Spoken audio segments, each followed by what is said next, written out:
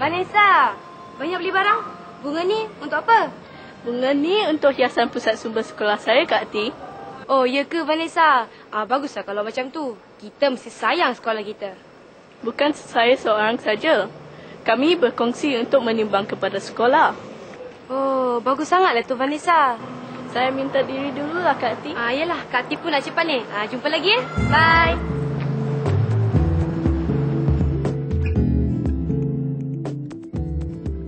Hai, apa khabar semua? Hari ini adik-adik sekali lagi bersiaran bersama Kak Ati dan rakan-rakan Kak Ati di studio, iaitu Aiman. Hai. Ashwin. Hai. Dan Vanessa. Hai. Baiklah, hari ini kita akan saksikan satu lagi kisah yang sangat menarik. Kisah ini berkaitan dengan sekolah. Tentu adik-adik tak sabar-sabar nak tengok isi kandungannya kan? Betul tu Kak Ati. Saya rasa dah tak sabar lagi untuk menyaksikan cerita menarik hari ini. Sabar dulu Aiman. Sebelum tengok, Aiman kena jawab dulu soalan ni. Baiklah, apakah soalan-soalan tu Kak Ati? Okey, bagaimanakah untuk menerapkan rasa cinta pada sekolah? Macam-macam perkara yang dapat kita lakukan. Contohnya, menerusi pelbagai aktiviti kebajikan. Tidak melakukan perkara-perkara yang dapat mencemarkan nama baik sekolah dan sebagainya. Macam itulah. Inilah yang dikatakan semangat cinta akan sekolah. Betul tak Aiman? Betul tu Kak Ati. Tapi, apakah pendapat Kak Ati jika ada pelajar yang langsung tidak menghormati sekolah? Memang ada pelajar yang tidak menghormati sekolah dengan melakukan perkara-perkara seperti vandalisme dan sebagainya. Jadi, apakah yang harus dilakukan dengan pelajar sebegini? Tindakan tegas oleh pihak sekolah akan diambil. Mereka bukan saja akan digantung sekolah, malah ada yang akan dibuang sekolah. Baiklah. Vanessa dari tadi diam je. Apa pula pendapat Vanessa untuk menunjukkan rasa cinta terhadap sekolah? Bagi saya, kejayaan mengharumkan nama sekolah juga menunjukkan rasa cinta terhadap sekolah. Contohnya, melalui kegiatan sukan, kurikulum dan lain-lain lagi. Macam saya. Saya pernah mengharumkan nama sekolah saya dengan mewakili sekolah dalam acara olahraga di peringkat daerah. Alah, membangga dirilah pula Ashwin ni. Itu merupakan salah satu sumbangan saya pada sekolah. Jadi saya harus berbangga dengannya. Baiklah. Kak Ati rasa tak salah kalau Ashwin berbangga dengan kejayaannya. Sekurang-kurangnya, hal ini dapat menjadi pendorong kepada Ashwin untuk meningkatkan lagi kejayaan pada masa akan datang. Terima kasih, Kak Ati. Kak Ati belum habis lagi. Ni Kak Ati nak tanya Ashwin. Selain acara sukan, apakah cara lain untuk menggambarkan rasa cinta pada sekolah? Bagi saya, kita perlulah menghormati para guru maupun kaki tangan sekolah. Sebagaimana kita menghormati kedua-dua ibu bapa kita. Baiklah, berbalik kepada kisah hari ini, mari kita tengok perkara yang dilakukan oleh Adam, Vic dan Rakesh sebagai tanda cinta mereka pada sekolah. Saksikan.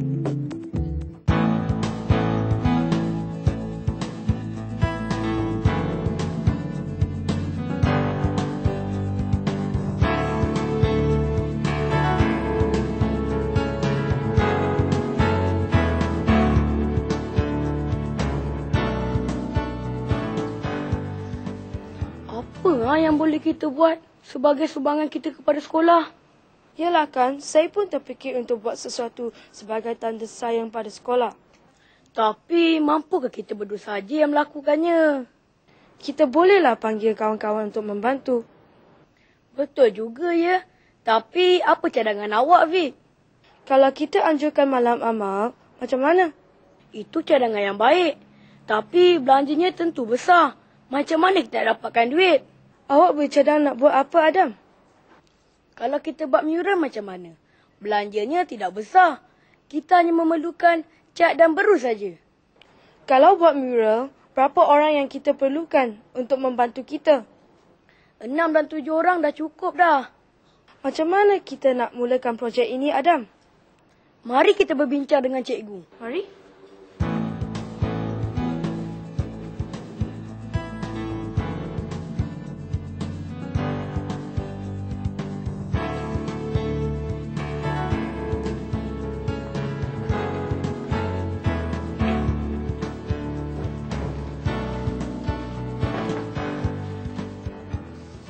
Bagus cadangan awak tu, Adam, Briggs. Kami nak buat projek ni sebagai tanda sayang kami kepada sekolah, cikgu. Betul tu, cikgu. Sikap macam ni lah yang perlu ada pada semua pelajar. Kita mesti menyayangi sekolah kita. Mula-mula kami bercadang untuk mengadakan malam amal. Tapi tentu menggunakan wang yang banyak. Besar kecil sumbangan kita kepada sekolah itu tak penting. Yang penting, ada keinginan untuk kita menyumbangkan sesuatu kepada sekolah. Kami harap sumbangan kami nanti akan menjadi contoh kepada pelajar lain. Untuk menjayakan projek ini, kamu memerlukan kawan-kawan untuk membantu kan? Kami akan berbincang dengan kawan-kawan untuk menjayakan projek ini, cikgu. Cikgu akan membantu kamu menyediakan lakarannya. Tapi, lakaran yang macam mana yang kamu nak? Saya cadangkan kita lukis peta dunia, cikgu. Baiklah. Cikgu akan maklumkan kepada pengetua dan cikgu percaya pengetua akan setuju serta memberi galakan terhadap projek ini. Terima kasih, cikgu.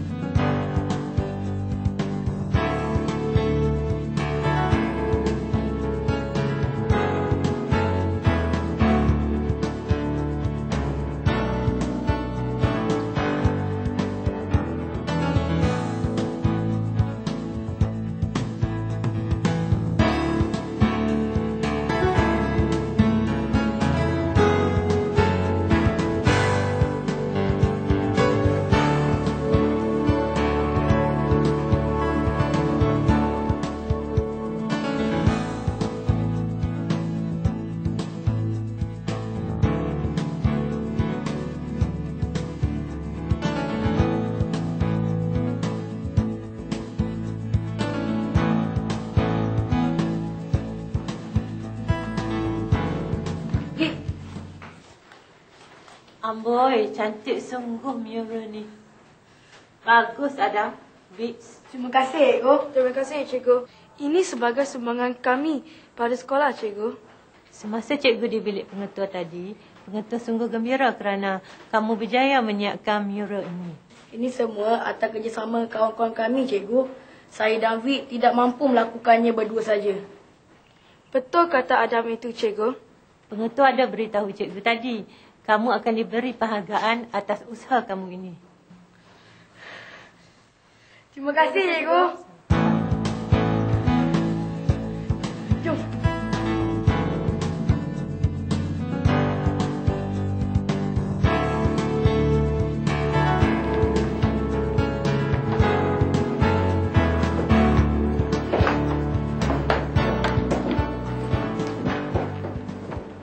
Susun elok.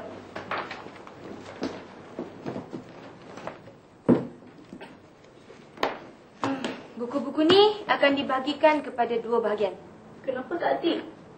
Sebabnya satu kotak ni untuk perpustakaan sekolah Aiman dan satu lagi ni untuk perpustakaan sekolah Vanessa. Selalu ke Kak Ati buat sumbangan buku macam ni, Kak Ati? Kak Ati masa sekolah rendah dulu seorang pustakawan. Lagipun Kak Ati gemar membaca buku. Kak Ati kumpul dan sumbangkan kepada sekolah. Saya pun pernah juga menyumbangkan buku kepada perpustakaan sekolah saya. Tapi tak adalah banyak macam ni, Kak Ati. Oh, ya ke? Awak pula macam mana, Vanessa? Nanti, saya akan sumbangkan buku-buku yang ada dekat rumah saya kepada sekolah, Kak Ati. Baguslah kalau macam tu, Vanessa. Kalau kita sayangkan sekolah, kita kena sumbangkan apa saja yang berguna kepada sekolah.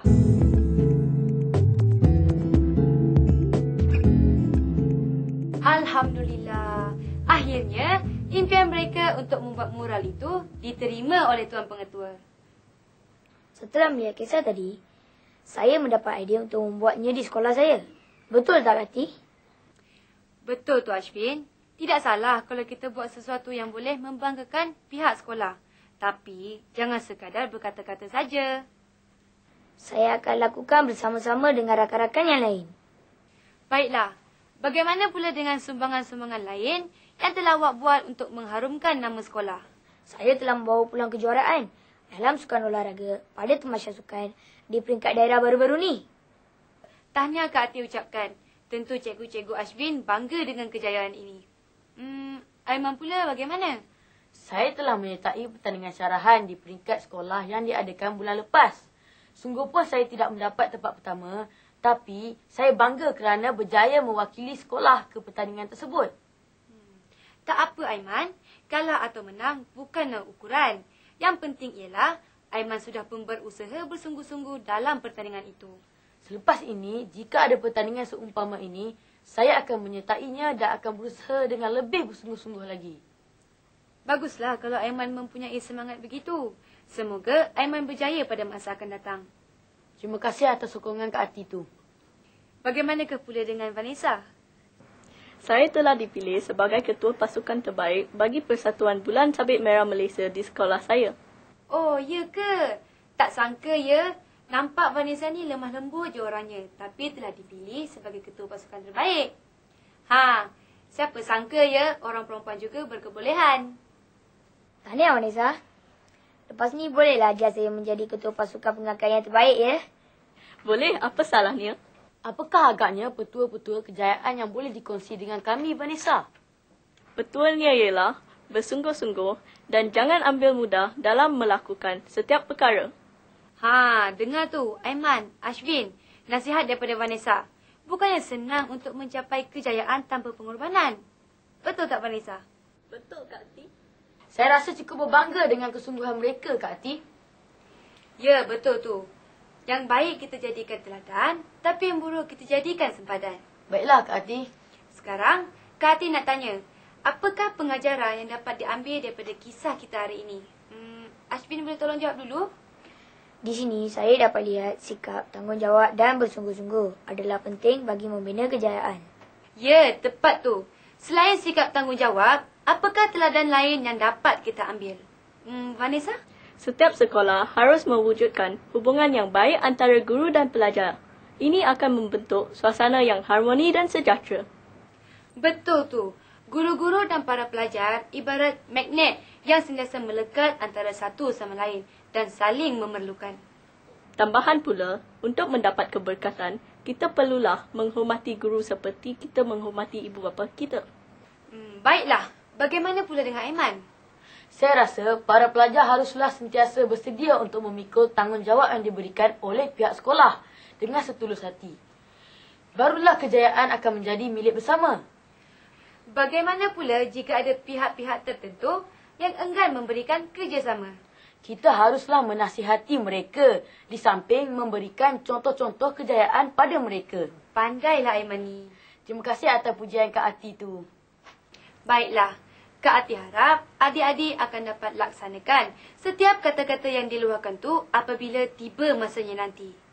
Ini kerana jika sekadar hanya berkata-kata, sesuatu kejayaan itu tidak akan berjaya dihasilkan. Nampaknya kita sudah pun sampai ke penghujung rancangan. Diharap agar semua dapat manfaat daripada kisah kita hari ini.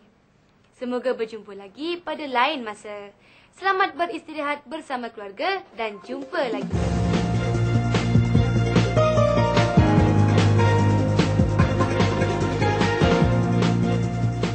Sekolah merupakan rumah kedua bagi seseorang remaja.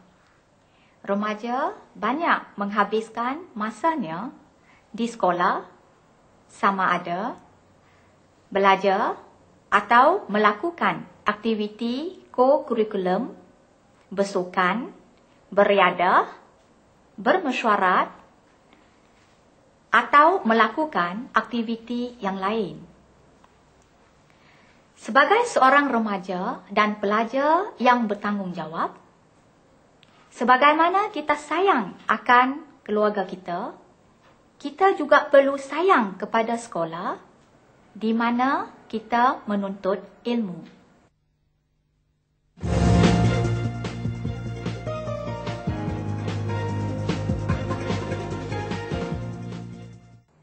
Terdapat banyak cara kita dapat menunjukkan cinta dan kasih sayang terhadap sekolah. Yang pertama, kita mesti berasa bangga dan bersyukur kerana dapat belajar di sekolah itu. Kesyukuran dan kebanggaan ini kita terjemahkan dalam bentuk tidak merosakkan peralatan dan kemudahan yang terdapat di sekolah. Kita akan menjaga kemudahan tersebut supaya dapat digunakan oleh generasi yang akan datang. Dan sekiranya kita mempunyai kemahiran, kita juga boleh membantu sekolah dengan membaik pulih peralatan atau perabot yang rosak.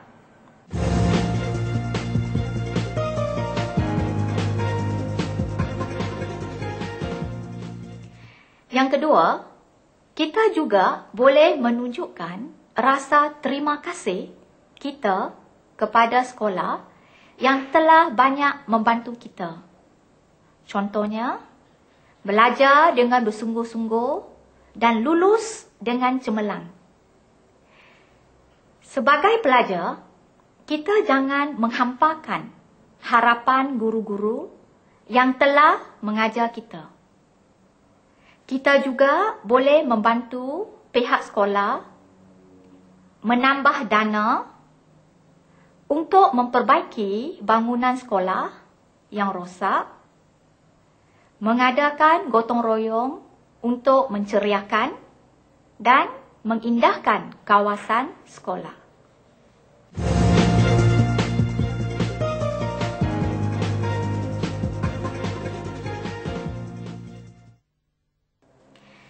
Seterusnya, kita juga boleh meningkatkan ilmu pengetahuan dan memanfaatkan ilmu untuk kemajuan sekolah dan negara. Antaranya, mengharumkan nama sekolah dengan memenangi pertandingan antara sekolah, daerah, peringkat negeri dan peringkat kebangsaan. Sama ada dalam kegiatan kurikulum, ko-kurikulum mahupun sukan.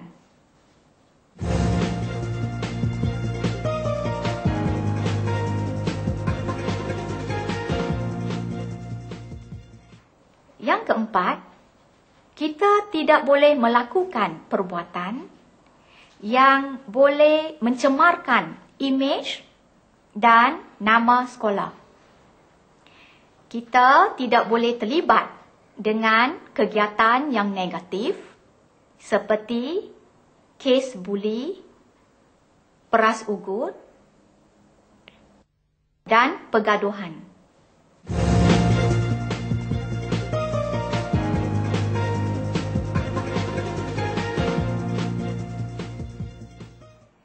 Yang kelima, kita juga mesti mempamerkan sahsia yang baik.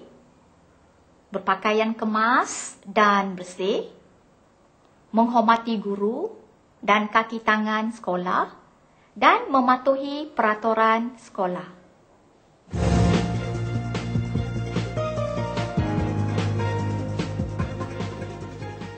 Seterusnya, remaja juga perlu peka dan mengambil berat terhadap pelajar lain yang tidak bernasib baik, yang tidak mampu, dan pelajar yang tidak berupaya.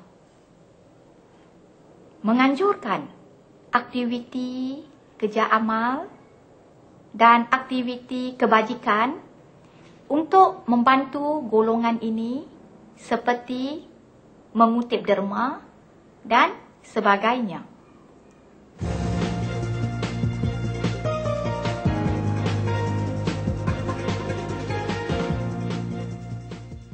Remaja sebagai sebahagian daripada masyarakat atau komuniti sekolah harus hidup aman dan damai dengan warga sekolah yang lain seperti guru, kaki tangan sekolah, dan pelajar lain.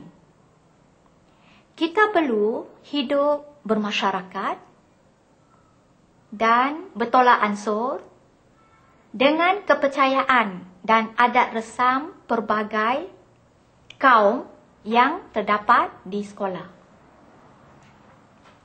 Menyelesaikan sebarang masalah secara rundingan dan bukan cara keganasan. Sikap saling menghormati, menerima dan memahami di kalangan pelajar akan menjadikan sekolah tempat untuk memupuk perpaduan dan keharmonian sekaligus akan menjayakan wawasan negara.